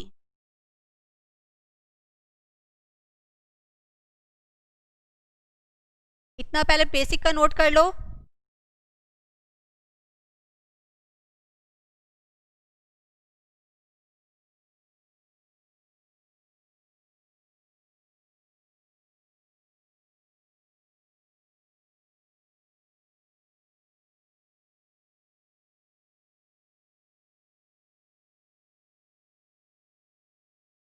लॉग की प्रॉपर्टीज करने से पहले एक चीज और करते हैं। लॉग दो टाइप्स का होता है बेसिकली, एक होता है कॉमन लॉगरिथम और एक होता है नेचुरल। अब दोनों में क्या फ़र्क है, अगर मैं कोई भी लॉग लिख रही हूँ, कुछ भी लिख रही हूँ, जैसे लॉग x लिखा, लॉग 50 लिखा, लॉग 5t लिखा, कुछ भी लिखा मैंने, लेकिन उसका बेस डाला मैंने 10, तो अगर बेस 10 है तो वो क्या बन जाएगा, कॉमन लॉगरिथम। अगर मुझे क्वेश्चन में कोई भी बेस नहीं दिया हुआ तो भी हम 10 एज्यूम करते हैं। ठीक है, तो जनरली हमारे लॉग में बेस क्या चलेगा, 10 चलेगा। नेचुरल लॉगरिथम, नेचुरल लॉगरिथम में हमारा बेस e होता है। अगर मेरा बेस e बन जाएगा तो वो नेचुरल लॉगरिथम बन जाएगा, जैसे log e5। ठीक है, यहाँ पर हमें e की वैल्यू पता होनी चाहिए। e की वैल्यू होती है 2.7183। जो ये बेस हमने e लिया है इसकी वैल्यू होती है 2.7183। ठीक है, अगर कॉमन बेस है इसका मतलब बेस क्या है, 10 है। अगर नेचुरल लॉगरिथम है तो बेस क्या है, e है, और कुछ गिवन नहीं है तो बेस क्या होगा, 10। अगर कोई भी बेस नहीं लिखा हुआ तो बेस हमेशा 10 होता है। नोट कर लो इसको।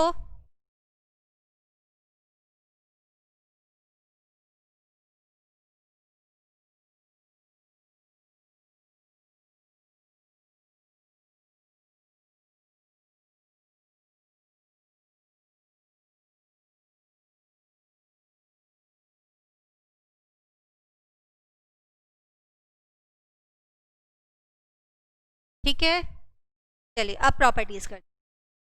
कॉमन नेचुरल पता चल गया ना, कॉमन लॉगरिथम मतलब बेस कितना होना चाहिए, कॉमन लॉगरिथम मतलब बेस कितना होना चाहिए, 10। नेचुरल मतलब बेस कितना होना चाहिए, e।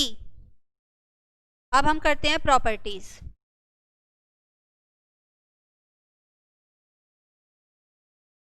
First property, first property में हमारी क्या प्रॉपर्टीज आती है,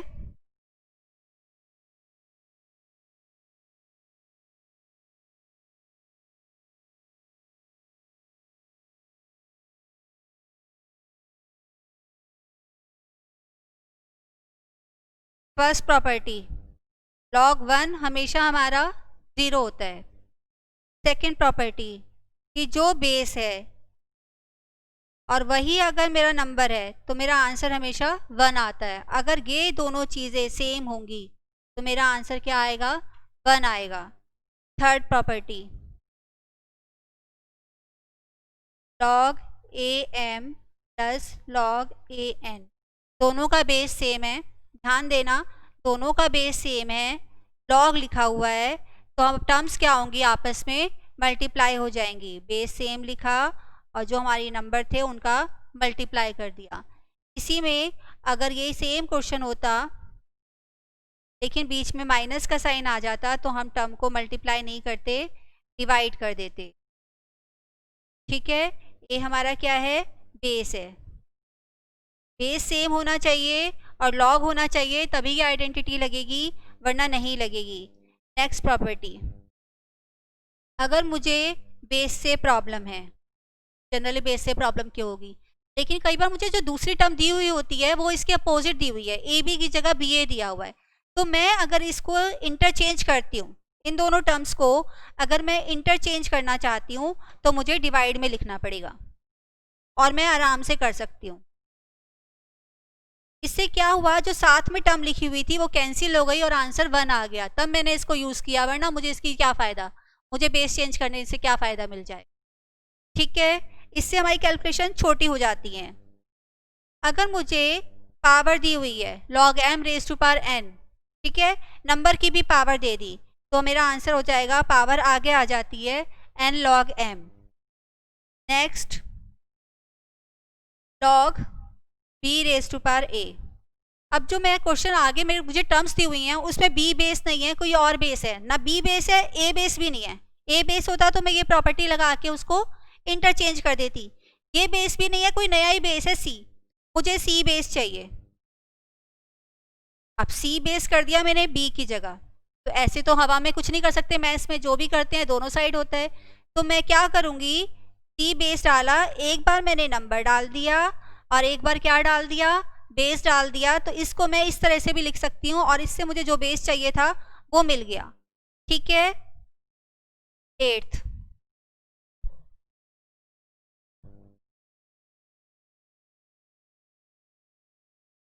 नोट कर ली यहाँ तक प्रॉपर्टीज, नोट करो।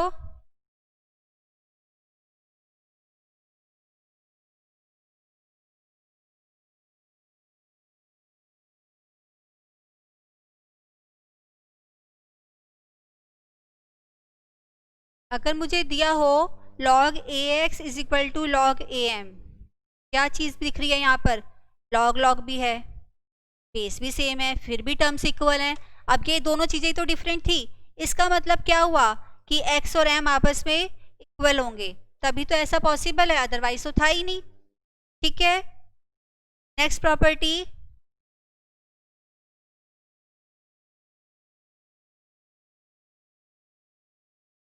अब हम कहते हैं कि हमें दिया हुआ है log am is equal to log bm, यहाँ पे क्या है, log log दिख रहा है, नंबर सेम है, इसका मतलब बेस भी आपस में क्या होने चाहिए, सेम होने चाहिए।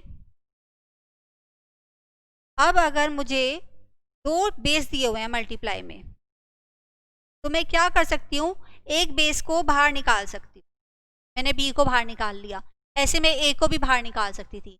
अगर दो बेस दिए होते हैं मल्टीप्लिकेशन में तो इससे मेरे कई बार कैलकुलेशन बहुत छोटी हो जाती है और मुझे लॉग नहीं निकालना पड़ता।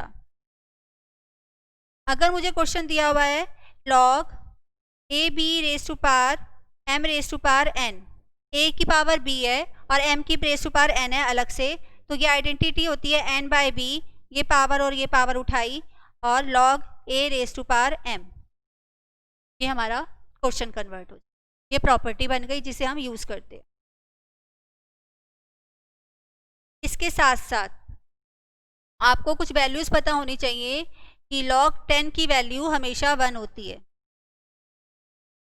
ठीक है, log 1 हमने कर लिया कि log 1 हमेशा 0 होता है और log 10 की वैल्यू हमेशा 1 होती है।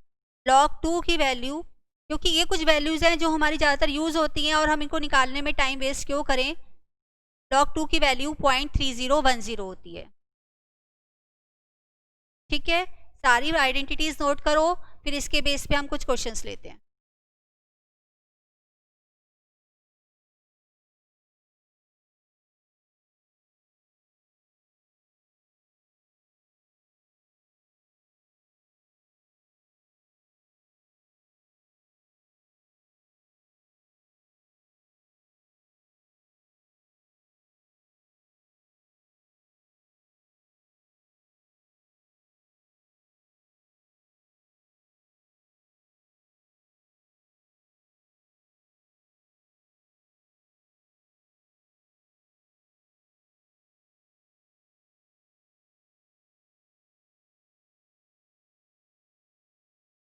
हो गया।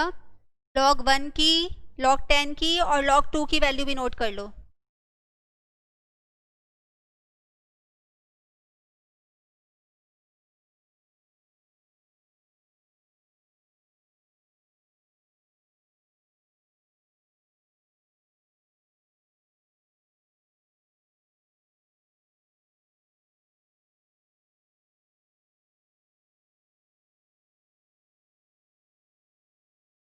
ठीक है, अब हम क्वेश्चन लेते हैं। अभी तक हमने कहाँ तक कवर करे थे? 85 तक। अब हम क्वेश्चन शुरू कर रहे हैं 86 से।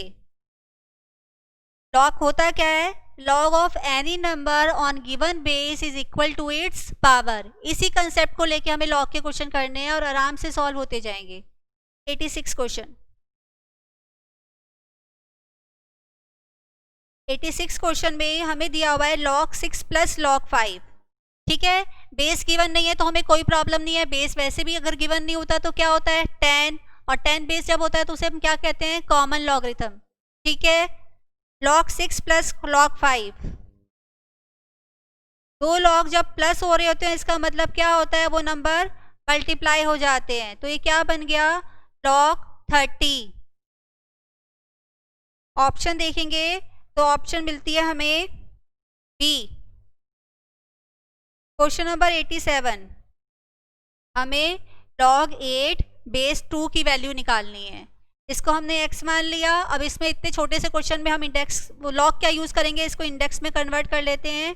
बेस 2 है, पावर x है और नंबर 8 है। अब आप 2 को मल्टीप्लाई करके देखो कैलकुलेटर पर, कितनी बार मल्टीप्लाई करने पर 8 आ जाता है। 2 को कितनी बार मल्टीप्लाई करना पड़ता है 8 निकालने के लिए? 2 इंटू इक्वल इक्वल, मतलब 3 टाइम्स मल्टीप्लाई करना पड़ा। तो हम क्या लिख सकते हैं? 2 raise to power x is equal to 2 raise to power 3। ये कैंसिल हो जाता है तो x raise equal to 3। Answer देखते हैं तो ऑप्शन मिलता है हमें C। ठीक है, अब तो हमने इतना सारा इंडाइसिस, प्रपोर्शन, रेशो कर लिया। इतना तो हम फास्ट कर सकते हैं। Question number 88, 32/4। 32/4 को मैं कैसे लिख सकती हूँ? log 32 माइनस 4 भी लिख सकती हूँ। 4 32 से कट हो रहा है, 8 भी कर सकती हूँ। लेकिन जब मैं अपने ऑप्शंस को देखती हूँ तो मुझे इसको एक्सप्रेस करना है, तो क्या करूँगी? log 32 minus log 4। ऑप्शन क्या चला गया मेरा? बी। 89, log 1 2 3। टर्म्स मल्टीप्लाई कब होती हैं? जब वो सारे लॉग्स प्लस में हो तभी मल्टीप्लाई होती है ना, जब वो सारे लॉग्स प्लस में हो। तो इन सबको भी हम प्लस करके लिख देंगे, log 1 plus log 2 plus log 3। ठीक है, ऑप्शन ए आ गया। अब इस क्वेश्चन में एक और ऑप्शन भी पॉसिबल है। अभी तो ऑप्शन के अकॉर्डिंग मैंने ऑप्शन ए लिख दिया, लेकिन अगर log 2 प्लस log 3 दिया होता तब भी ये ठीक होता, क्योंकि log 1 क्या होता है? 0। इस क्वेश्चन में तो पूरा दिया हुआ है तो हमने आराम से टिक कर दिया। अगर ये पार्ट मिस होता तब भी ये ठीक होता, क्योंकि log 1 की वैल्यू 0 होती है। अब आ गया 90 क्वेश्चन, जिसमें बेस हमें 0.1 दिया हुआ है और इसको सॉल्व करना है। इसके लिए अभी हम थोड़ी आइडेंटिटी आप पहले स्ट्रॉन्ग करो। इस टाइप के क्वेश्चन में नेक्स्ट क्लास से उठाऊंगे जिससे आप सारी आइडेंटिटीज पढ़ाओ। अभी मैं सॉल्व करती रहूं और आपको कंफ्यूजन हो जाए तो ये अच्छा नहीं है। क्वेश्चन नंबर 91, 90 अभी हमने होल्ड पे रखा है, जिसे हम नेक्स्ट क्लास में करेंगे, जिसमें हमें 2-3 आइडेंटिटी यूज करके क्वेश्चन को छोटा बनाना है। बड़े मेथड से तो हम अभी भी कर सकते हैं, लेकिन हमें प्रॉपर्टीज यूज करके क्वेश्चन को छोटा बनाना है। तो बेटर है पहले प्रॉपर्टी पे एक बार रीड आउट कर लो, उन्हें रिवाइज कर लो, पढ़ लो 3-4 बार, फिर उन्हें अप्लाई करो। Question number 91, 2 log x is equal to 4 log 3।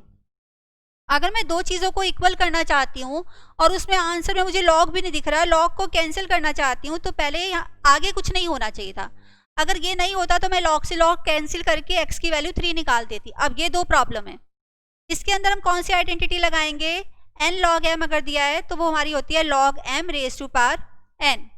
अगर मुझे n log m दिया है तो क्या प्रॉपर्टी होती है? log m raise to power n। यहाँ पर वो आइडेंटिटी लगाई तो log x स्क्वायर बन गया और log 3 4 बन गया। ठीक है, log x स्क्वायर बन गया और log raise to power 3 raise to power 4 बन गया। अब मैं क्या करूंगी? दोनों साइड से मैंने log log हटा दिया, 3 रेज टू पावर 4 करती हूँ तो 3⁴ करके क्या आने वाला है 81। मुझे इसका क्या चाहिए रूट, तो आंसर क्या आ गया 9। 9 मैं अपने बुक में ढूंढती हूँ तो ऑप्शन बी। ठीक है, 86 से 91 तक क्वेश्चन नोट डाउन कर लो पहले, फिर आगे करते हैं।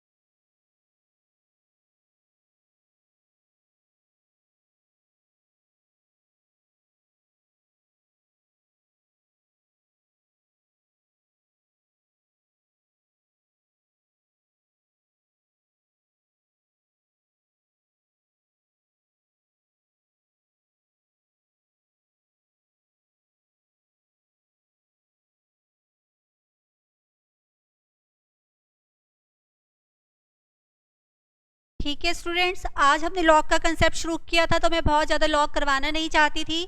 लॉग की आप सारी प्रॉपर्टीज़ पढ़ो, तो लॉग को रिवाइज करो। कुछ क्वेश्चन मैंने इसलिए करवाए हैं कि आपको थोड़ा सा अप्लाई करना आ जाए कि प्रॉपर्टी हम कैसे यूज़ करते हैं। नेक्स्ट क्लास में हम इससे आगे करेंगे, प्लस कैलकुलेटर से अगर हमें लॉग निकालना भी पड़ जाता है, मुझे प्रॉपर्टी माइंड में रिकॉल नहीं हो रही या उसमें और कोई ऑप्शन ही नहीं है, सॉल्व करना ही पड़ेगा, तो कैलकुलेटर से हम लॉग कैसे निकाल सकते हैं। उसके बाद एक लॉग होता है और एक एंटी लॉग भी होता है, तो ये सारे कंसेप्ट हम नेक्स्ट क्लास में करेंगे। लेकिन आप ये सारे कंसेप्ट रिवाइज करके आना, जो थोड़े बहुत क्वेश्चन मैंने क्लास में करवाए उन्हें रिपीट करना, और आगे के भी क्वेश्चन 3-4 ट्राई करने की ज़रूर कोशिश करना, जिससे आपका कंसेप्ट या प्रॉपर्टी की एप्लीकेशन कैसे करनी है, क्वेश्चन में अप्लाई कैसे करना है, क्लियर हो जाए। Okay, that's all for today. Bye bye, have a good day.